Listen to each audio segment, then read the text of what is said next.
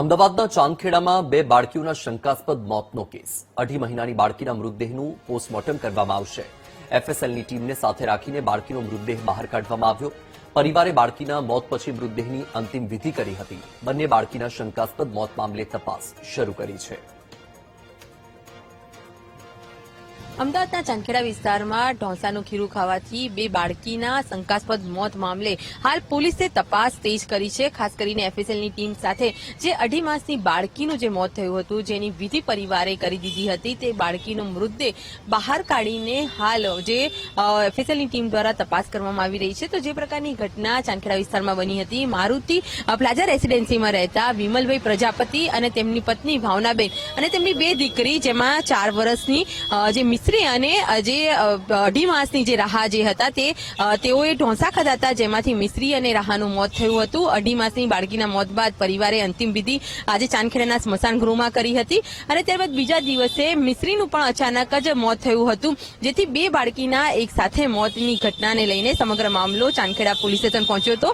હાલ તો એફએસએલની ટીમ સાથે હાલ જે બાળકીનું જે અંતિમ વિધિ કરવામાં આવી છે, તે બાળકીનો મૃતદેહ બહાર કાઢવામાં આવ્યો છે। જે સેમ્પલ જે છે તે હાલ એફએસએલની ટીમ જે લઈ રહી છે।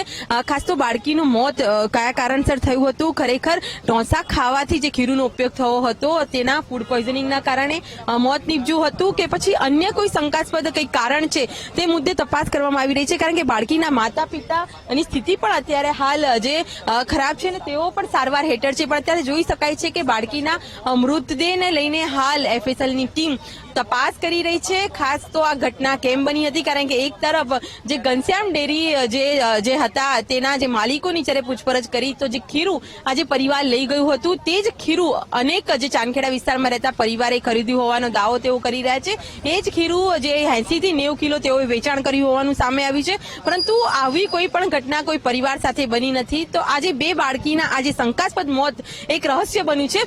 હાલ તો પોલીસ દ્વારા સમગ્ર મામલે જે મોટી જે દીકરી છે તેનું પોસ્ટમોર્ટમ કરવામાં આવ્યું હતું, પરંતુ નાની દીકરીના મૃતદેહને અત્યારે બહાર કાઢીને અત્યારે એફએસએલ દ્વારા તપાસ કરવામાં આવી રહી છે। કેમેરામેન આશિષ ડોડિયા સાથે અનિતા પટણી, વીટીવી ન્યૂઝ, અમદાવાદ।